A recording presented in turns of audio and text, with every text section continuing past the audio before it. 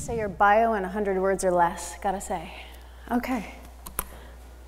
So I remember learning years ago saying that setting was in fact the most important element to a story because it described then that the action described therein were either ordinary or extraordinary.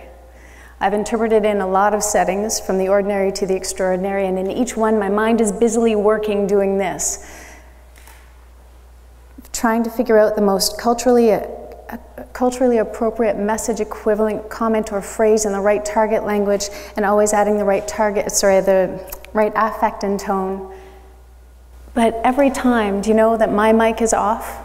I'm helping that conversation happen, but I can't contribute to it. It's like listening to a radio talk show program, but I can never call in.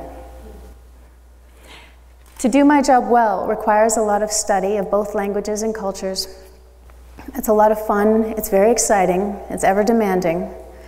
And you know, if I do my job well, you forget that I'm there and you connect with your new peer.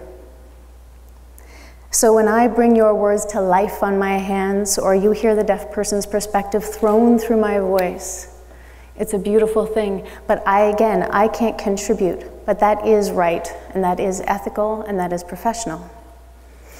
Can I tell you though, there are times I feel like I'm caught behind glass, knocking on it, please, begging for you to hear my words and wishing you could. There was one day, it took everything I could not to break the glass. I was working in post-secondary, and the student I was working with was a few minutes late for class, which was not her norm. Now, interpreter side note, I may have changed the gender to protect the identity. Or if you may recall, there was an old show on years ago, Dragnet. The identities have been changed to protect the innocent. So back to class. When I asked her how she was doing and she described why she was late, I was stunned she'd even come to school. But she shouldn't miss class, she said. And her instructor was like this. When she asked for a moment of his time, he said no, and went so far as to put his hand up to her face. And I thought, stay and roll. So, time not allowed to stay in class meant time I could offer to interpret and meet with counselors and get the help she needed. Because you see, the night before, she had received a letter to tell her that her sister, half a world away, had been killed by a roadside bomb. Still a tough one. That sister was more than just, I mean, we all love our family, yes, but the sister was really a second mother because both of their parents had been killed years before in that same country. Now, this all happened before we even had a term called social media. We didn't have things then, well, you'll see in a moment, like Twitter or email. And see, because she's deaf, they couldn't call. 2 months had passed since her sister had died.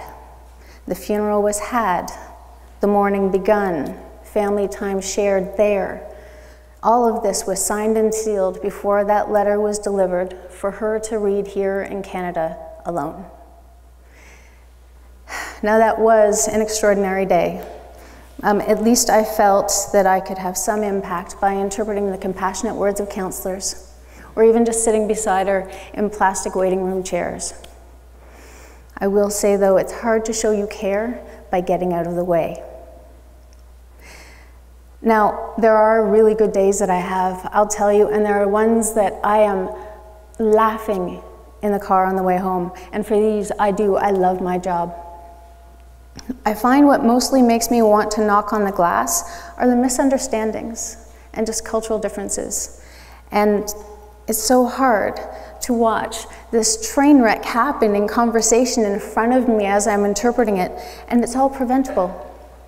So when I can, I try to reframe the lens.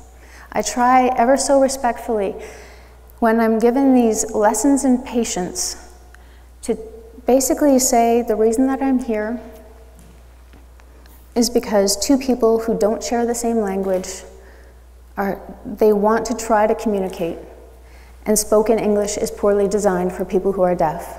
And it is an uphill climb, but it's worth it for the real moments shared, the authenticity, the truth and grace, and the moments of real connection, I'll keep my station behind the glass. But I thank you for a moment to let me take it down. Thank you.